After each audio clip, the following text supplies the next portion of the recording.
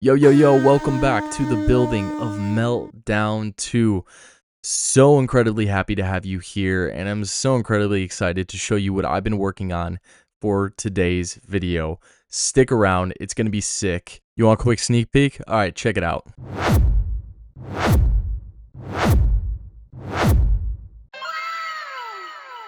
Guys, and here's the crazy part. I've been doing a lot of playing Minecraft lately to try to I've been doing a lot of Minecraft playing to try to Alright, I got this. I've been doing a lot of Minecraft playing. Oh my gosh.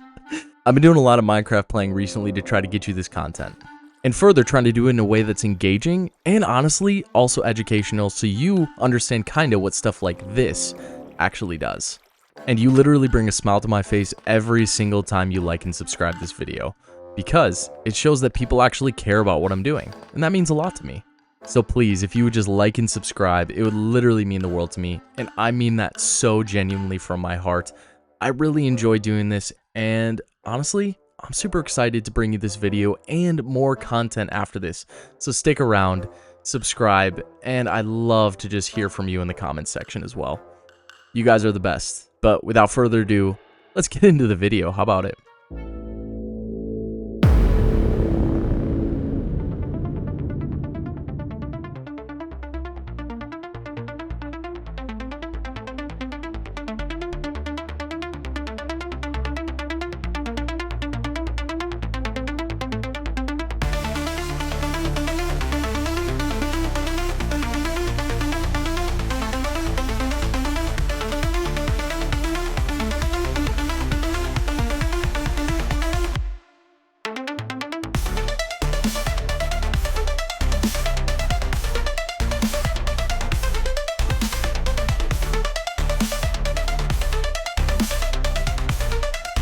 Whoa, wait. Slow down. We need a refresher. Remember, we're building a game called Meltdown II. This is a dungeon crawling, deck building, scary thing running away from monsters with lots of redstone. Game. Thing. If you don't understand what any of that means, or if you don't know, go and check the previous 3 videos where I explain in detail what this game was and what we are making it to be.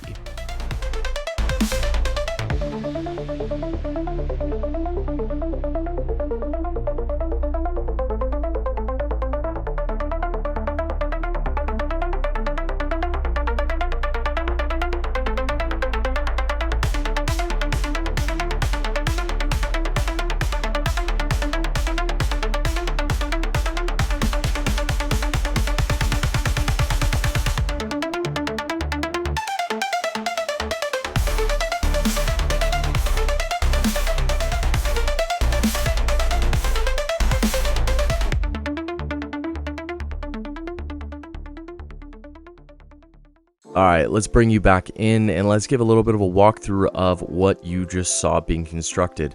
Lots of different iterations, lots of testing, lots of just little tweaks here and there, but I'm really happy with how it's turning out. So this possibly is going to be one of possibly many drop-off positions for the start of the game. So this is where the player would actually be dropped off to begin. So I want to set sight lines. I want to create really cool visuals as you enter the game, right? I think that's super, super important. So how about this for a sight line? We're still going to put some sort of centerpiece that draws the eyes, but I want to draw the eyes up because that'll give this room a sense of scale and grandeur. And this is going to basically be the mess hall, the where anyone who's in the ship would come to eat. We will have the kitchen back here. I'm thinking we'll have the captain's office up there so we can watch over and look over all of the people. I think that's going to be super, super cool. Now, I've really liked these arches that I put in. Lots of fine details, lots of just texturing going in there. I'm a big fan of the color palettes we have. As you can see, I kind of went with a base level cyan terracotta, but I actually used the auto shade feature and placed light sources on the ceiling and on these pillars, kind of how you can see the lights coming off, and actually it auto shaded as though those were true light sources. So looks like maybe I didn't put one over there, which is why we have a dark spot.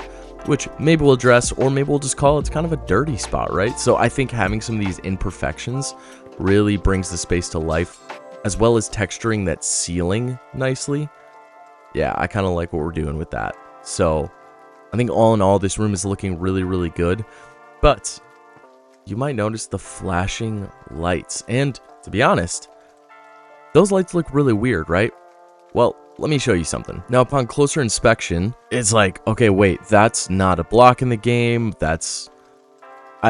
I don't know what that is, right? Like, how did you get that to happen? Well, if we step outside for a moment, you'll notice a giant white square. And that is to create a map. Boom. A perfectly white map. And this is something I just learned really recently, and I think it's super cool. You can create these gradients. And if we look behind, we'll see that we have randomizers hooked up to these lighting systems. And every once in a while, those lighting systems will flash like that. And the lighting source will change locations. Whereas it might be these bottom two lights, it'll switch to the top two. And that's why we get this gradient effect going. And I think it's super cool. And I'm really excited to play around with this more throughout this entire build. It is a little expensive when it comes to item frames and possibly lag, so I know I have to be careful with that because I want to make sure the game will run smoothly. But here's another example of that in this ceiling. Like, come on, check that out. That's so cool. Like, oh, sick. So we're gonna get some, you know, flashing lights, some horror-esque themes going throughout this space.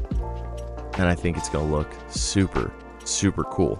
So this is kind of one of the main entrances and the initial thing a player might see as they walk into the game. And I'm pretty excited about that because I think it's pretty grand and pretty cool looking. But that's enough building. Come on.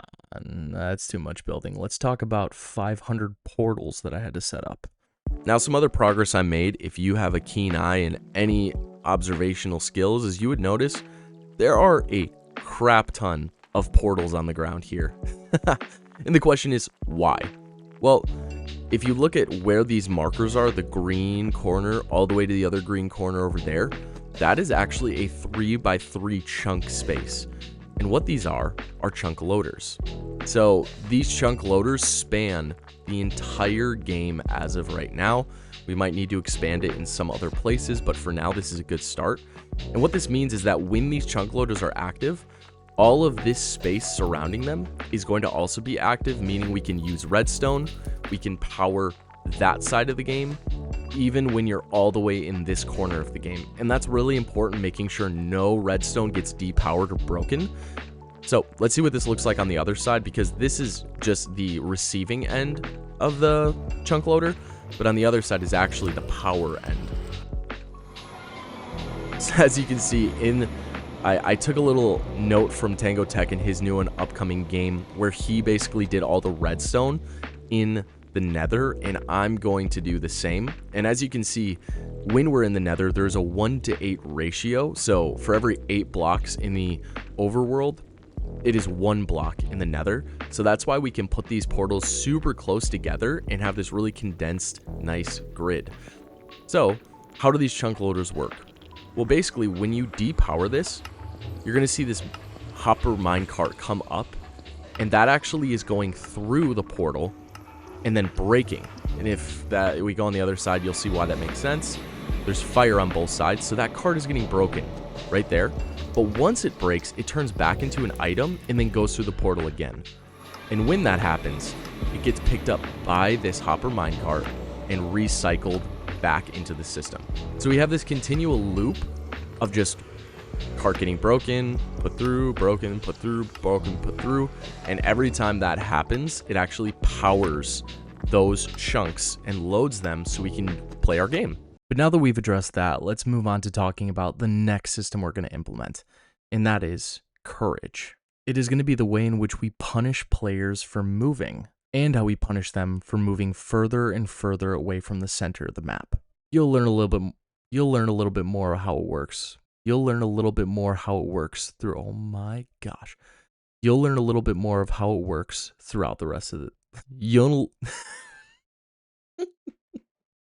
I'm losing it. You'll learn a little You'll learn a little bit more how it works throughout the rest of this episode. What? Just listen. Alright, so we're starting off here at Meltdown 1, and I wanted to show you the old system so that we can get a good understanding of what we need to do for the new one. Now, this is what was called the Clank system. Now, it has a little bit of a different name, but it's going to work relatively similar with a couple little changes. So in essence, every single time this line gets flashed right here, we follow that line. Let's go to a green spot right here. We see that this is basically a sensor.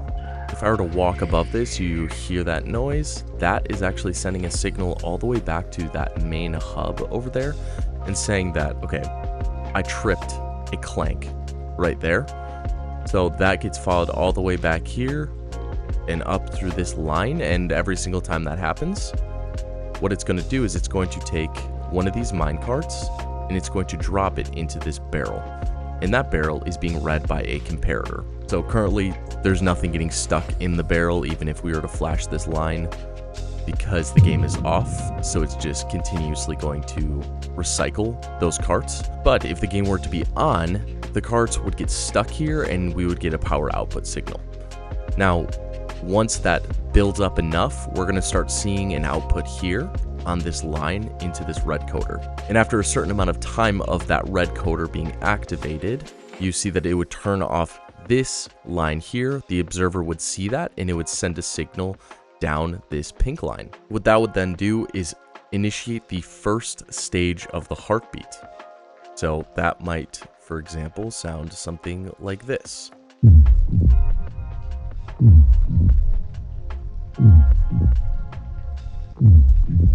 So once that red coder reaches the second little spot here with the observer and that line depowers, we would get another pulse on that line, and then it would power this piston.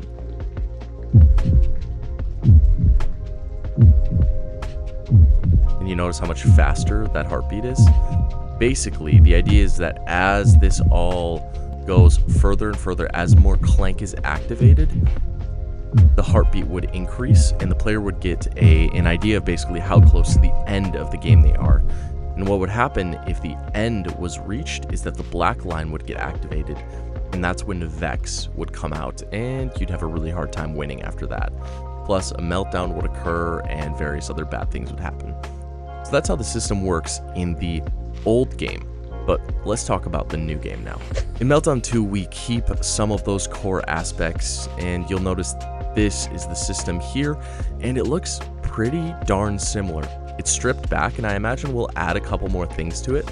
But in essence, I want to explain what this core contraption actually does. This would be our input line, and let's pretend the game is currently on. So let's flick that. Now that hopper is locked, so items will flow and stay in this barrel. Okay, so we just put another one in there, and that is in essence 2 courage points have been lost, so we are losing courage as we speak. And currently we have a buffer here. So this comparator is in subtract mode, and this comparator is pointing into it, meaning the signal has to get greater than 9, or there must be more than 9 carts in here before this line starts to light up. So let's do a couple more. All right, so now you can see there are 10 carts. We're getting a signal of 1 because it is 1 greater than this one. So how this tower works now is it's very similar to a red coder, but I just simplified because there's no real reason for a red coder in this case. That was kind of an unnecessary system. So all this is doing is this signal is going to climb up this ladder, and as it does so, it's going to power these comparators. But the catch is I want the comparators below the most active, or the highest active comparator. I want all the comparators below to shut off. So again, we have a comparator where if you put a signal into the back of the comparator, it must be greater than a signal going into the side of the comparator. So in this case, if this block, if we were to put a signal strength of 15 here and a signal strength of 15 here, you would notice that it still gives an output, right? But if we were to put in Let's give 1 or 2 more carts here. If we were to put in a signal strength of 1, you see that normally there'd be an output, right? It says there's a 1 in the back, so it gives a 1 out in the front. But if we were to put a signal strength of 15 going into the side, it would negate that signal and cancel it from showing. So what we're doing is as this signal climbs the ladder, okay, there we go. So it climbed up to the next comparator, it reached this repeater that powers this block, and that pushes this piston down with a redstone block at the end of it. And that creates a power strength 15 of this comparator, negating whatever input comes into the back of this one. So basically, now only the highest comparator has an output signal going from it. And what that'll allow us to do is create that similar heartbeat system where only the the highest strength one will be active. But to be honest, it's still up in the air if that actual heartbeat is going to be returning. I have a couple different ideas and I kind of want to test a little bit. And maybe I can throw it out to you guys. I want you to comment if you think a heartbeat is a cooler indicator, or if you think elevated music speed would be a cool indicator. So as you enter the game, the music would be pretty calm, pretty chill, but as your courage started fading, you would actually, the music would indicate that, and it would start speeding up and getting more intense, faster, scarier. So I want you to comment and let me know which one you think would actually be cooler in practice. Okay, one more thing to talk about with this is our courage block system. So this is how we prevent the loss of courage through cards. And that is this simple little thing right here. So what's going to happen is as this torch is on, we see that it powers this block and locks this hopper. Now, if I were to play a card that would give me 2 courage block, what that would basically do is, let's say 2. Okay, now we have 2 items in this, and what that did is the comparator that's in front of it picked up that there are items in it, and it locked this repeater. That means that repeater is now stuck. If I were to put a torch there just to simulate that that line's always on and lock that hopper, and then if I were to even remove this signal, you see that there's currently no power going into the back of this repeater, but it's locked. It's stuck in that state. That's a really cool feature of a repeater that not many people use. So now, when I basically lose courage in the game, you'll notice it flashes, it depowers this block, it unlocks this hopper for a second, it lets 1 item back into the dropper, and then it would then release this repeater to continue the loss of courage. So let's try that again with 2 items. 2 items in, and then we'll go 1, no signal was passed, 2, no signal was passed, and now 3, we see another cart enter into the system, and this line continue to get higher and higher on the tower. And the cool thing now is once the game is off, let's say if we had some stored up courage block, boom, okay, 3 in there. Even now if I were to turn the game off, and the system would know, okay, we actually need to drain that to reset, and also we need to drain this to reset it, and we're going to cycle all those carts back up to the top. So it's a smart resetting system like we need in every single system in the game. Okay, but how is the player actually detected? And I'm taking this from the previous game, and it's going to be very similar, but I added a couple things that I think are really, really cool.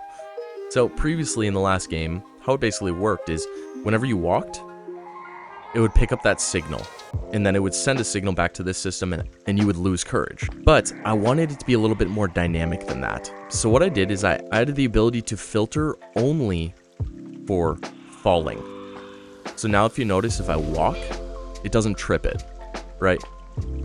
But if I were to jump, now it's getting tripped. So basically, I didn't want as much clank building up early in the game, and I wanted to basically manage the system so that I can control how fast your courage is lost throughout the whole game. And what I can also do is basically, as you go further and further out into the game, it becomes harder and harder, because I can have rings. This inner ring around the ship might be where only when you jump is courage lost. But as you pass some arbitrary ring that's around the game, it would then be, we would then block this signal, and it would be that any movement would trigger the skulk sensor, making the game harder, making your courage fade faster. All right, that's enough redstone. Now we're sick of redstone. We were sick of building, now we're sick of redstone. So let's go do some more building again. How about that? So if you remember the initial view that we had when we constructed kind of our base template, our clean canvas for the painting that is going to be the interior of this game, if you remember that view, let's take a look at how it's changed and improved. Nice. Let's go. So we've done some work in kind of this main room, and there's a bunch more detail I'm going to add on the edges and maybe even throughout the center. But remember that this is kind of the mess hall. This is where all the sailors, or the, I guess are they called sailors? They're on a ship. So I suppose this is where they would come and eat. We have some bigger tables here. We have some small 4x4 tables over here. And then we have our kitchen area. And I want to take a deeper look at some of this back here. We have a dish return with some plates. You know, like when you go into a cafeteria in a school, you walk up and they have like the moving, you just drop your plates on it and then it picks up your dishes and brings them to whoever's washing the dishes. That's what I was trying to imitate with this, where you'd come up here and you place your plate on this and then it'd get pulled over into the dishwasher over there. It's kind of a cool little system. And if we peek in here, we see the stove and food and some cabinetry right there. Going through door 1 over here, you see that this area is still empty. We need to add that, but this is the kitchen so far, and there's going to be more detail added to all of this eventually, but I think it's a pretty darn good start. We have a cool looking stove array right here. I really like the design of these. It's a campfire with a copper minecart on top of it, so I think that looks really, really cool. Come over here, we can see the carts coming up through this, and then moving over here. Then we have some black concrete to kind of show like a hole. That's nice. This was my best design for a dishwasher type thing. And then we have a place to wash our hands, some extra storage. And back here is really cool. This is our, this is our freezer. Once it lets us in, I'll show you guys why that is doing that. But this is our freezer. Look at this. I played around with some armor stand stuff, making invisible armor stands, and yeah, it takes forever. So I don't know how much I'm gonna really do that, but I figured I'd play around with it a little bit. We got some lights in here. There's some flashing that'll happen up there. And this door is just meant to annoy you as a player, because sometimes it might be super easy. It's open. You could just run in and out of this room. There'll be some compass drop-off locations in here, or other times it gets stuck and there's nothing you can do about it. You literally just have to wait for the randomization of the redstone that's above me, which is this simple circuit right here. You just have to wait for that to let you out. So I think that's a cool thing. We used the map with the item frame trick here to make these lights really nice looking and cool. And then we used different, you know, the slightly dimmed copper bulbs to give that nice dim look for our more horror-esque theme that we're going for. And we have our serving space up here, which we're going to add more detail in the future. But next, I want to go upstairs. And up the stairs to kind of the administrative area. There's a lot more detail to be added, but we got started with a couple of cubicles where some people might be working to maintain the ship, to deal with any restocking or anything that has to happen in different departments, right? So we have a little screen, chair to sit on, some more detail added, and then we have our captain's quarters, our captain's office. We have a nice coffee station and a coffee maker, place to hang up the clothes of the captain, and then we have the grand reveal of this cool space where he would sit right here, meeting with anyone he needs to meet with, and overlooking the mess hall where you can keep an eye on all the other sailors and crewmates. We have a nice little couch sitting area over here, and there's a flashing light that goes off right here periodically, as well as we have another screen attached to some cabinetry over here, and there's a hidden light underneath that. Greenery to keep it fresh in here as well, and then we redid the floors to make it a little bit fancy and feel a little bit set apart from the rest of the map. So this is a kind of cool little space in here, and this is kind of the vibe that I'm hoping to bring to the rest of the ship. Unique spaces, unique areas, all with their own little bit of flair. I have those lights above again as well. So believe it or not, this type of stuff takes forever. It's not necessarily my strength, but it's fun. I'm getting better at it. Some armor stand magic to put this skull halfway in, kind of like a cigarette ashtray or something. Yeah, I'm really happy with how all of this is turning out so far. And I particularly like this grand area. And I want to show off also this right here. Now this, I won't reveal quite what it's used for, but it can be counting from 1 all the way up to 9, and it's going to be used to indicate something, a location around the map. So if you come to this space, you look up, you'll see a 1, a 4, a 9, a 6, whatever it might be, and you'll know I need to go to that region to get this specific item. And what I did is I initially attempted building my own 7-segment counter. And then I remembered that Etho from the Hermitcraft server actually created his own, and I really liked how cool and complex it was, and I wanted to try building it myself. So I just decided to pull up a tutorial and build it, and it's super, super cool. So let's do this, go over here, and I can show you what this will look like. Every time I click that, we get a different digit.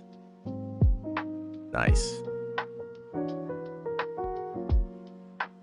So yeah, that's super, super cool. And if you want to look up tutorial on how this works, super complicated, but a really, really cool compact design for a 7-segment display. And then I didn't really have the space to push it right up against the actual lights over there, so I had to create this kind of extension system that would transfer the signal from the actual mechanism all the way to the lights. But I think it turned out pretty darn good, and I'm excited to tell you what this will actually be used for in the future. Hey, if you made it this far into the video, you know what? I want you to comment down below. I want you to tell me that you made it this far. I want you to tell me that my favorite color is blue and that you know that, okay? So that I can actually know that you made it this far. And I can't really give you pretty much anything at all, but I can give you a shout out and I can say you are a super cool dude. So I'd appreciate that. But thank you so much for joining me on this little adventure where we built out a ton of redstone, we built out courage, and we also kind of got a start on what the interior of this spaceship is going to look like. And I like it so far. I hope you do too. And if you don't, honestly, let me know. Give me some suggestions, and I'll probably honestly implement them if you tell me to. So I'm very, very open to critiques and ideas. So I'd appreciate all of that. But with that, ladies and gentlemen, thank you so much for being here. I can't wait to see you next time. And we will bye. But we will. I kind of did a weird version of that. But hey, we'll see you next time. Peace.